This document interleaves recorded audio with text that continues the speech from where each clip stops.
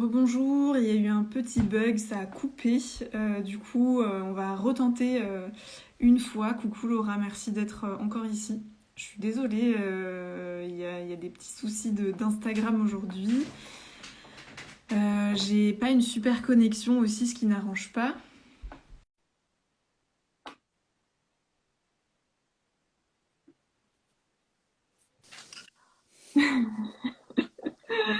Bon, à Ok, nouveau Tara pour la énième fois. Merci pour toutes celles et ceux là qui sont encore là. Je crois qu'on ouais, a les foudres d'Instagram aujourd'hui. Il doit y avoir un truc qui est pas ouais, dans c'est nos clair parce énergies. que ouais, parce que bon, il y a ma connexion certes, mais il y a quand Mhm. même des trucs un peu bizarres, hein, mais bon. Oui. On verra bien. Alors du coup, on reprend ce live. Évidemment, j'ai perdu le Mhm. live d'avant, donc voilà, toute la présentation, etc. Je vais juste résumer vite fait. Donc toi, tu Merci. es Julie Rojon, tu es spécialiste de l'alimentation émotionnelle, tu es naturopathe, coach et t'accompagnes principalement les personnes enfin, sur ces sujets-là, en fait, de Mhm. l'alimentation émotionnelle. Tu as eu une vie complètement différente avant, puisque tu vivais dans les grandes villes, tu travaillais dans le marketing digital, etc., avant de changer de vie et de t'installer plus près de la nature. Aujourd'hui, tu vis en Isère, au pied de la montagne, et tu t'es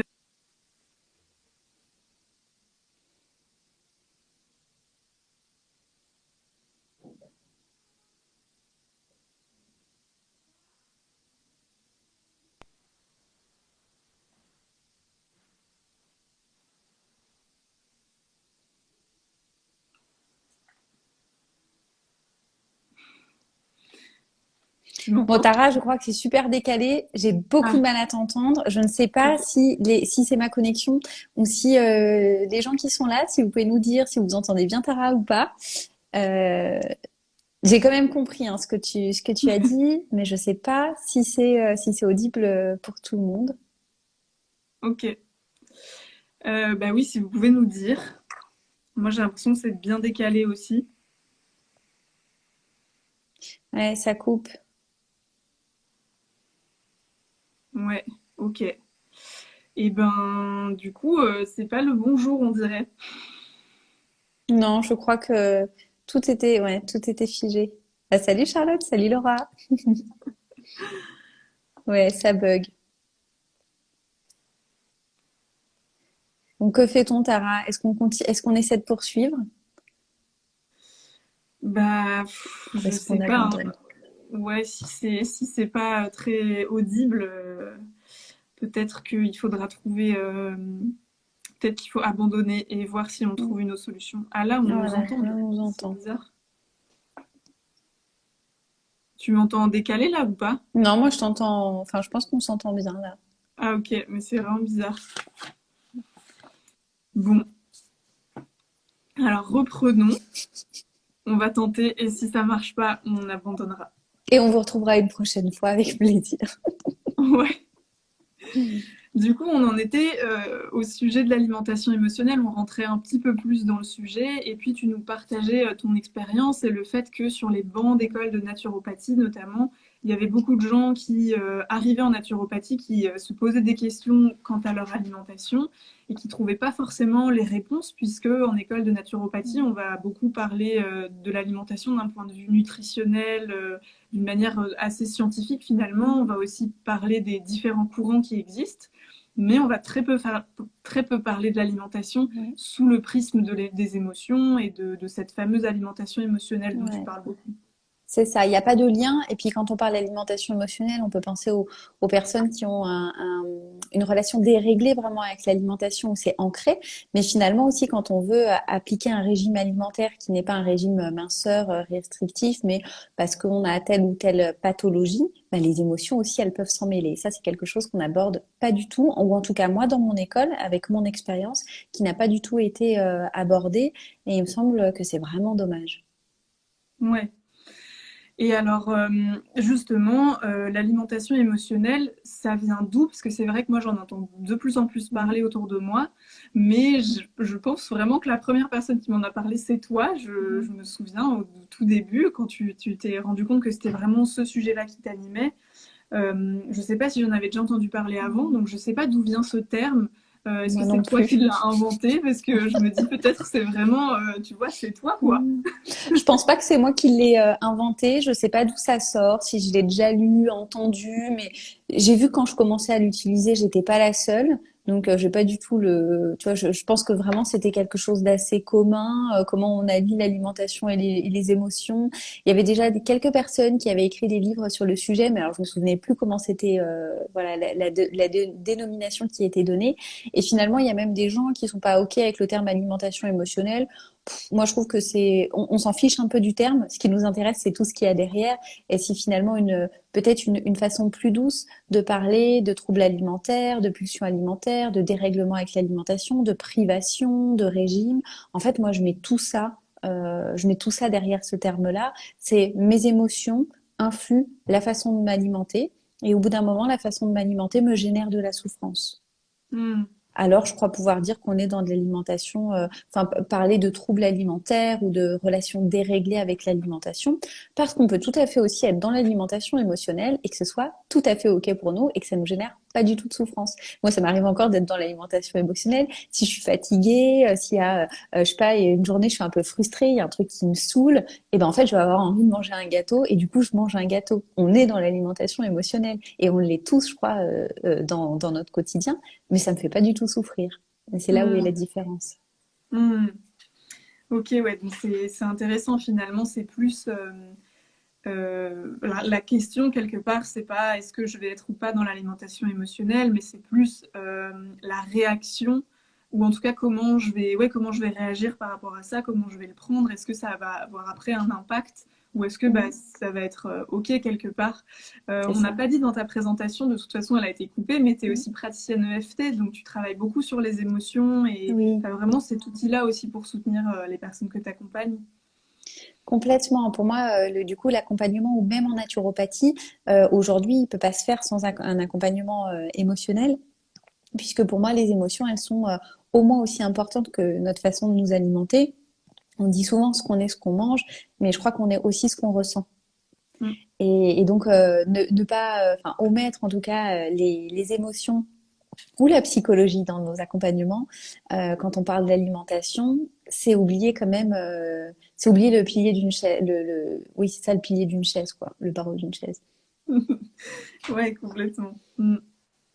Et alors, on connaît plus souvent les termes de boulimie, d'anorexie, etc., Mhm. qui sont classifiés comme des maladies. Mhm. Ce serait quoi pour toi les différences, ou enfin dans la grande famille, dans cette grande famille-là qui est en lien avec nous et puis ce qu'on mange, comment est-ce que tu classerais tout ça pour les personnes peut-être qui nous écoutent?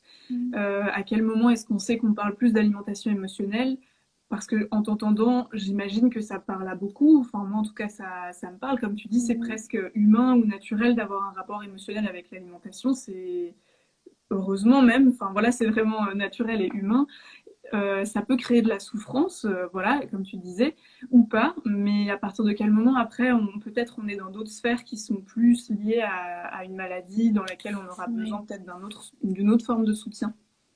Alors, je le classifierais de deux façons. Tu as cité la boulimie, il y a l'anorexie, il y a l'hyperphagie, qui sont des Ouais. troubles qui sont diagnostiqués par le corps médical, qui sont diagnostiqués en général par des psychiatres et qui demandent un suivi particulier. Je pense surtout quand même à l'anorexie ou à des formes de boulimie qui peuvent mettre le corps en danger. Donc là, on est vraiment sur des maladies qui peuvent être diagnostiquées. Néanmoins, elles sont pas toujours diagnostiquées d'ailleurs, hein. Moi, je me suis rendu compte que j'étais boulimique en écrivant mon livre, ce que j'avais vécu, que c'était de la boulimie, alors que je pensais que j'avais juste des troubles alimentaires ou des pulsions alimentaires. Donc, on a cette catégorie-là qui rentre en fait dans des cases. Et puis, on a d'autres catégories de pulsions, de souffrances, de cycles de régime. Je fais du sport à outrance, je fais attention à faire beaucoup de détox et beaucoup de purges. Ou alors je deviens obsédée par l'alimentation santé et ça devient finalement l'alimentation devient le centre de ma vie et me fait souffrir. Et il Hmm. y a plein de degrés. Il y a des gens, je suis désolée, j'ai un chat dans la gorge. Il y a des gens qui ont, je sais pas, des pulsions une fois par semaine. Et ça les fait vraiment souffrir. D'autres personnes, une fois par semaine. Alors là, je parle de pulsions alimentaires. Ça peut être aussi des privations alimentaires. C'est vrai que c'est un peu difficile de répondre à ta question. Mm. Vraiment, pour moi, le curseur, c'est il y a les maladies et puis de l'autre côté,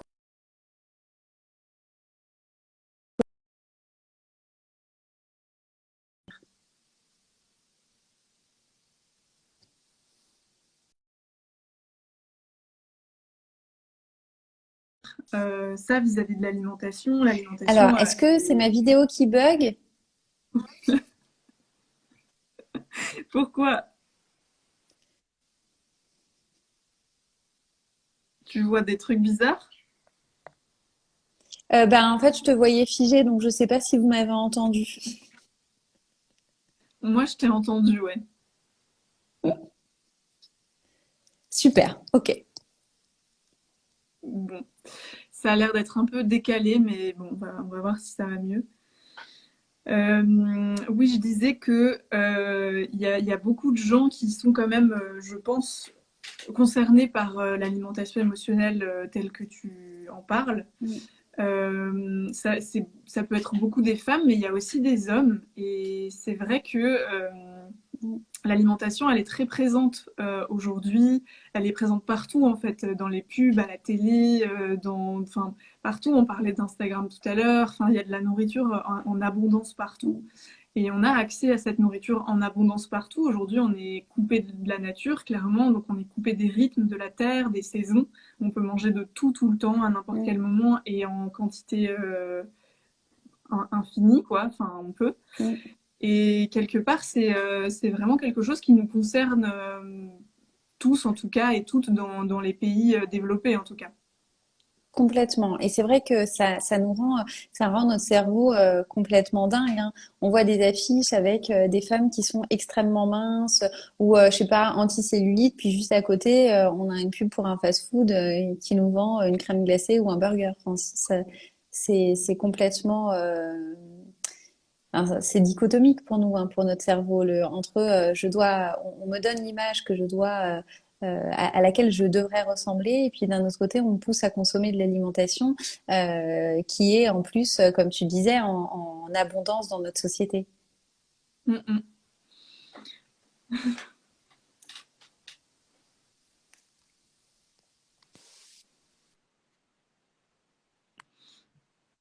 Tu m'entends? Est-ce que tu m'entends? Oui, moi je t'entends. Mais je crois que notre échange est du coup chaotique du fait des internets, quoi. Sachant qu'avec Tara, j'en profite pour le dire, on n'est pas une grande fan de toutes les visioconférences et tout. On se prête quand même au jeu volontiers avec grand plaisir. Mais du coup, c'est Ouais, peut-être le retour de bâton. c'est ça, on a un peu jeté l'œil à Instagram peut-être. Mm. En tout cas, ouais, bon, j'espère que c'est pas trop chaotique, mais c'est dommage parce que je me réjouissais de te retrouver, et puis c'est un sujet qui Moi est hyper aussi. intéressant, j'ai plein de questions à te poser, et du coup, ouais, je suis frustrée parce que c'est vraiment un échange que j'attendais particulièrement. Je me demandais si toi, dans les personnes qui t'entourent ou que tu accompagnes, c'est uniquement des femmes ou est-ce que tu as aussi des hommes? Parce que on parle souvent des femmes et de l'alimentation, Mm. mais moi, je me rends compte, en tout cas en grandissant, et même depuis longtemps, que ça touche aussi pas mal des hommes, mais que c'est comme si c'était plus en souterrain. C'est comme si on parlait beaucoup des femmes et de l'alimentation avec les régimes et tout Mm. ça. Et c'est vrai que c'est un conditionnement aussi de notre société, du poids que les femmes ont vis-à-vis de leur corps et de leur apparence, etc. Mm. Mais en fait, les hommes ont aussi une certaine forme de dictature par rapport à leur physique aussi, et ils peuvent aussi être beaucoup touchés, et donc j'imagine qu'ils peuvent aussi avoir des émotions, ou en tout cas des ressentis qui sont pas très faciles à vivre vis-à-vis Mm. de leur alimentation et voilà, de leur pulsion. Et du coup, je me demandais, c'était quoi ta vision par rapport à ça? Est-ce que tu accompagnais aussi des hommes? Est-ce que tu en voyais autour de toi? Voilà, c'est quoi ton regard par rapport à ça? Alors, j'ai accompagné que quelques hommes. Et c'est une question super pertinente, Sarah. Merci de la poser parce que je pense qu'elle est encore taboue. Donc, moi, j'ai accompagné quelques hommes. J'en ai vu quelques-uns dans mon entourage qui avaient une relation, me semble-t-il, déséquilibrée avec l'alimentation, mais sans pour autant oser en parler. Je pense que c'est encore extrêmement tabou. Les hommes ont de plus en plus comme nous, des injonctions extérieures de la société sur le paraître. Donc, je pense qu'il y a la même pression. Et puis après, bon, les troubles alimentaires n'interviennent pas que pour ça. C'est aussi notre histoire de vie, ce qu'on a vu, ce qu'on a entendu. Il y a énormément c'est comme un oignon, hein. Il y a plein de couches qui se superposent. Néanmoins, je pense que la dictature du paraître touche aussi beaucoup les hommes aujourd'hui et qu'il y a forcément des mécanismes qui se mettent en place et un dérèglement dans cette relation avec la nourriture qui arrive. Mais je pense que les hommes n'osent pas en parler parce que c'est Ouais. tabou. Et puis, si on parle dérèglement à l'alimentation et qu'on parle là plus prise alimentaire que sous-alimentation, c'est peut-être, alors là, c'est un point de vue complètement orienté, vous me rejoignez ou pas, mais j'ai la sensation que c'est mieux admis qu'un homme puisse prendre du poids plutôt qu'une femme. Alors, les femmes, je trouve, ont un regard critique de femme envers femme. J'ai rarement entendu des hommes critiquer le corps des femmes et dire qu'elles étaient trop grosses, etc. J'ai l'impression que c'est vraiment le regard des femmes entre femmes et que les regards d'hommes entre hommes, bon, il n'y a pas trop ce regard-là. Et puis les femmes sur les hommes, pas l'impression qu'il y ait une pression extraordinaire sur l'apparence physique. Voilà, c'est Mm, mon point de vue, hein, c'est orienté, hein, bien évidemment, vous pouvez ne pas ouais, être ouais, ouais. d'accord, hein. Mais il Ouais. y a de la souffrance derrière, je pense quand même, et en tout cas c'est tabou. Il y a pas de, la parole n'est pas du tout libérée. Et Ouais. aujourd'hui, il y a peu d'hommes qui m'ont contactée. Et pourtant, c'est vrai, aujourd'hui, j'accompagne beaucoup de femmes, mais je serais finalement très heureuse aussi d'accompagner des hommes. Mm. Ouais, ouais, ouais, c'est voilà, c'est une question que je me pose. Merci d'y répondre et peut-être que c'est aussi en lien avec ce qu'on peut observer plus largement dans nos milieux. En tout cas, si on prend juste l'exemple de Pawa, je sais qu'il y a beaucoup plus de femmes qui nous suivent, beaucoup plus de femmes expertes. J'en parlais parce que la dernière interview que j'ai faite, c'était lundi avec Charles et c'est un des seuls hommes qui est sur la plateforme. Voilà, il y a très peu de naturopathes. Dans toutes les formations autour de la santé naturelle, il y Oui. a quand même globalement beaucoup de femmes. Et donc, je pense que tout ça, c'est simplement un lien et que peut-être la parole commence à se délier chez les hommes et qu'ils vont aussi faire leur bout de chemin entre eux et trouver des solutions. Mais voilà, c'est peut-être simplement le reflet en fait du fait que peut-être qu'entre hommes, pour le moment, la parole, comme tu dis, elle est encore un peu, elle se livre moins facilement que pour certaines femmes qui sont rentrées sur un chemin de conscience, de guérison, de thérapie, tout ça quoi. C'est ça, il y a peut-être pas aussi de modèle de personnes qui en Ouais, parlent. Mm. ouais. Merci. Ok. Eh bien, écoute, est-ce que tu veux nous dire un petit peu plus comment ça se passe au niveau de la formation que tu partages sur Pawa? Comment ça s'articule? Est-ce qu'il y a de la théorie, de la pratique? Est-ce que tu partages des petits exercices de coaching? Enfin voilà, comment c'est quoi le format de ce que tu proposes? Alors, ça va être difficile d'être précise pour moi parce que je crois que je l'ai réalisé il y a 5 mois. Donc, j'ai plus les idées très, voilà. Alors, enfin, c'est plus hyper limpide. Mais il me semble que la vidéo, elle dure 1 heure et demie, là, une vidéo de présentation où, en fait, j'explique vraiment la question que tu m'as posée, en fait, l'alimentation émotionnelle, qu'est-ce que c'est et d'où ça vient.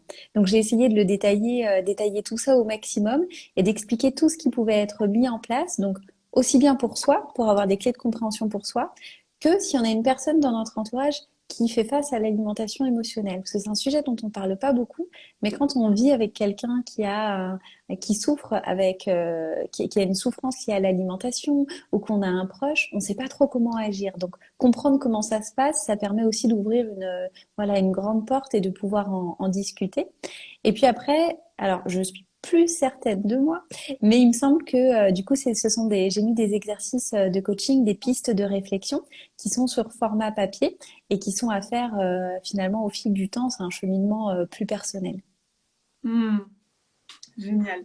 Et est-ce qu'il y a des personnes à qui ça s'adresse plus particulièrement ou est-ce que c'est voilà, pour tout le monde? Je pense que c'est pour tout le monde parce qu'on parlait des émotions et de l'alimentation. Alors, il y a des personnes qui en souffrent, mais il y a des personnes qui n'en souffrent pas.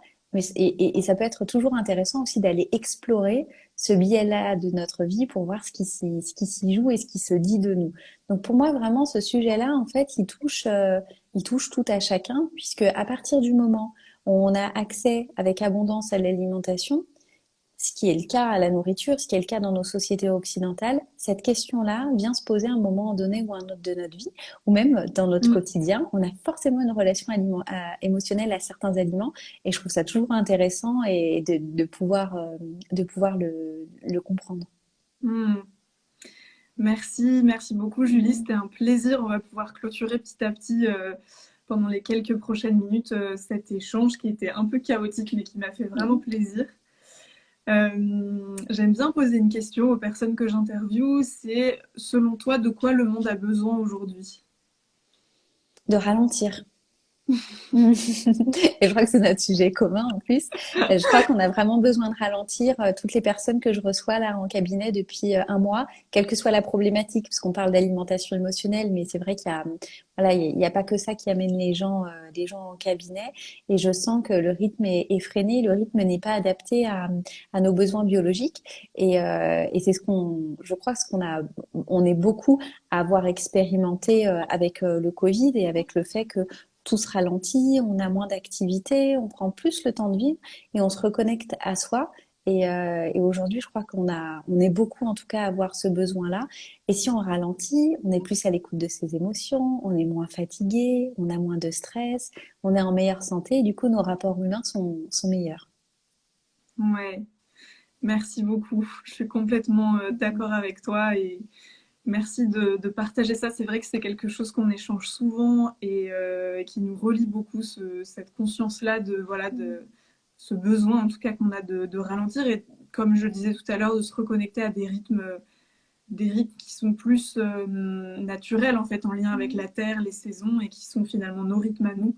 Alors que on est de plus en plus en train de se connecter à des rythmes qui sont plus de l'ordre de la machine et c'est pas notre rythme à nous en fait. Donc ça crée tout un truc de comparaison où moi je me permets de partager un truc parce que ça fait vraiment écho à une discussion que j'ai eue il y a quelques jours avec mon coloc et où je commençais à être énervée parce que je voyais que je culpabilisais parce que je rendais pas des trucs à temps ou que enfin j'étais énervée par l'outil informatique pour plein de raisons. Et puis en fait, je me suis rendu compte que c'était presque comme si je me comparais au fonctionnement d'une machine, quoi. Je me compare à la rapidité, à l'efficience de mon ordinateur qui est capable de faire 1000 tâches en même temps, d'avoir 1000 dossiers ouverts en même temps, etc.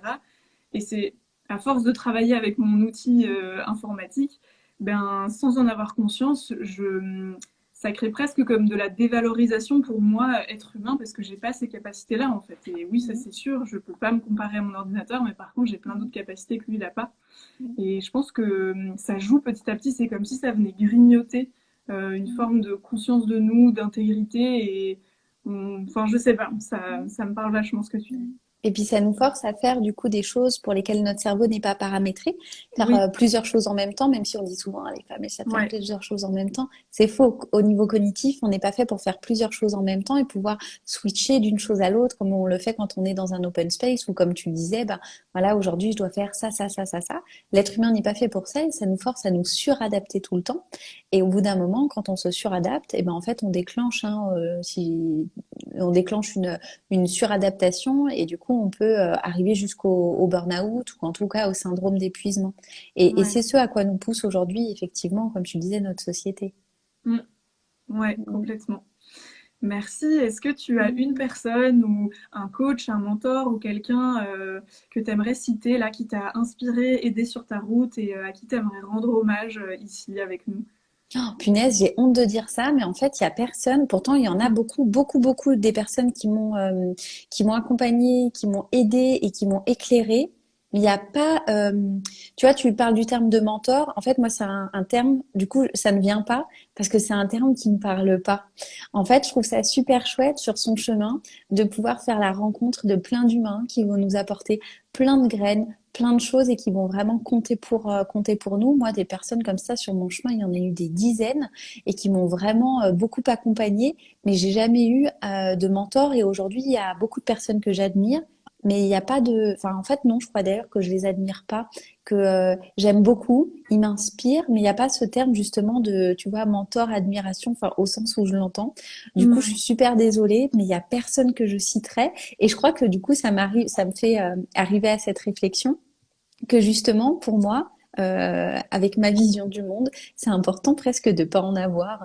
En fait, de garder parce que ça nous permet de garder notre libre arbitre. Je crois que quand on a un mentor, on est forcément influencé, hein, c'est logique. Et du coup, on perd un peu de notre conscience et de ce libre arbitre qui nous permet de nous positionner et de dire, ben non, en fait, ça me va pas. Et je trouve ça chouette de pouvoir grappiller à droite à gauche plein de choses qui nous inspirent pour nous faire nous, quoi.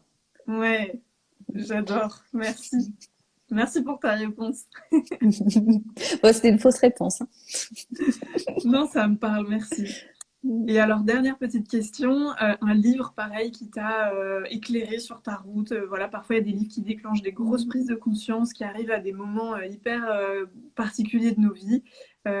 C'est aussi l'occasion de nous repartager le titre de ton livre parce que je crois que ça a été coupé du coup avec le chaos. Donc voilà, tu peux nous repartager le titre de ton livre et puis si tu as un autre livre que tu as envie de nous partager sur ce thème-là ou un autre, hein. Alors avec grand plaisir pour mon livre, il s'appelle Libérez-vous de l'alimentation émotionnelle, dispo dans toutes les librairies, c'est les éditions First et il a une couverture rose. Parce que j'avais envie je suis pas du tout rose mais je trouve ça chouette de dégenrer dans l'autre sens. Donc voilà. Et pour le livre, punaise Tara, je suis super désolée, je vais te répondre la même chose. En fait, moi je lis beaucoup, vraiment beaucoup. Je dois lire un ou deux livres par semaine facile et je lis aussi bien des romans que des bouquins de développement personnel. Et en fait, je crois que je vais plutôt te parler d'une thématique de livre. Je crois que c'est plutôt les romans en fait qui m'accompagnent que les bouquins de développement personnel. Je trouve que dans les romans et dans les histoires des autres, on apprend bien plus quand je lis, je sais pas, des romans d'épopée, d'aventure, des histoires humaines, des romans qui me portent, ou alors même des romans parfois un peu à l'eau de rose cucu. Ils m'apportent forcément beaucoup de choses et ils m'inspirent en fait dans ma vie quotidienne, plutôt qu'un livre, voilà, qui aurait, tu vois, été une révélation. Il y a énormément de livres que j'ai adorés, mais finalement, je trouve que les romans ont plus d'impact dans nos vies puisqu'on s'y projette et que ça stimule notre imagination plutôt que des livres voilà, de développement personnel qui sont très intéressants quand même, hein. Ouais. Merci beaucoup. Merci Julie pour ce moment. C'était Merci super de te beaucoup, beaucoup retrouver. Tara de cette invitation. Merci à tout le monde d'être resté ou d'être venu malgré la qualité, les allers-retours, Ouais, etc. ouais. Et merci à tout le monde ouais, d'être resté, de nous avoir écoutés et à ceux qui nous auront peut-être écoutés en replay aussi. Désolée pour la qualité. Et bah, merci Julie, merci pour tout le Merci travail que Tara du tu fond du fais. cœur. Et je vous souhaite à tous et à toi Julie une bonne fin de journée. Ouais, passez une belle fin de journée. À bientôt. Merci, ciao.